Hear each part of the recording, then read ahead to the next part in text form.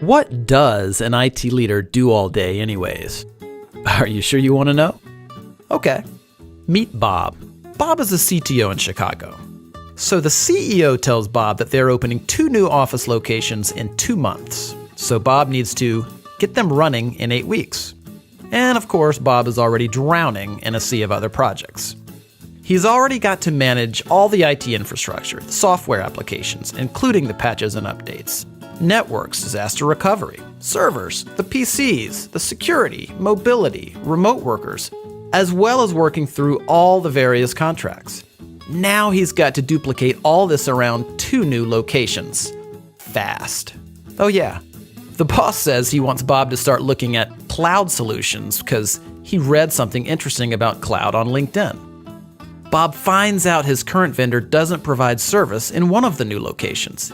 He doesn't know who operates in Dallas, so Bob researches it for 2 weeks and finds 7 potential vendors. 7 potential vendors. And time is running out.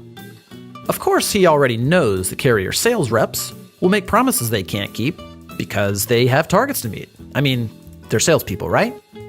One sales rep tells Bob that his company can have them up and running in a week if he signs the contract that day. And another tells him 2 months, and then everything in between. Who does Bob believe? And the pricing? All over the place for really no apparent reason. Now it's already 5 weeks later, and only 2 of the vendors he's talked to have a solution remotely close to what he needs. And now what about cloud? The process starts all over again. And Bob is no cloud expert, so he's flying completely blind here. Who should he believe? Then Bob talked to a supplier-agnostic, trusted technology advisor. They're a third-party neutral company that operates as a telecom and cloud solutions agency, like a consultant and a broker combined. But they're much better than that. I'll tell you about that in a second. You see, the right trusted technology advisor already knows the strengths and weaknesses of every carrier and supplier in the country. They know which suppliers can fit the needs of Bob's industry, his locations, and his company's unique systems and strategies.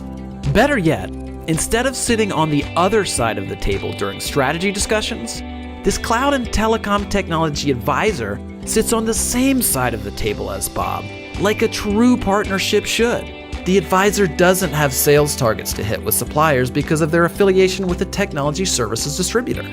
They can choose from dozens or even hundreds of suppliers with no obligation or incentive to choose one, meaning Bob gets the best solution for his company, not for the salespersons. In short, the advisor cares less about selling Bob something and more about helping Bob find the right solution. When there's a problem, Bob calls his new vendor-neutral technology partner, not a customer service representative. Escalations get prioritized for Bob. Since the technology advisor is a business, not a job-hopping sales rep, they're investing in Bob and his company for decades. And Bob literally has one phone to call when problems arise.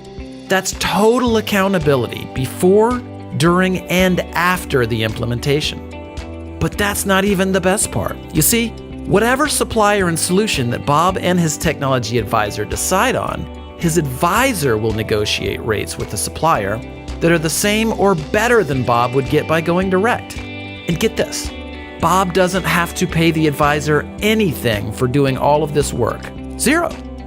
The advisor partner gets paid by the supplier as if they would pay one of their own sales reps. Well, better actually. So Bob gets all of the service, strategy, accountability, trust, and optimal solutions at 0 cost. And because the advisor is invested in a long-term relationship with Bob, something that their own business success depends on, this means they're more accountable to Bob.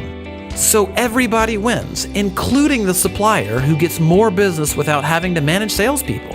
It's how business is evolving in IT and telecom. So do you want to get all of these benefits of working with a no-cost cloud and telecom technology advisor? Call us today and let's get started.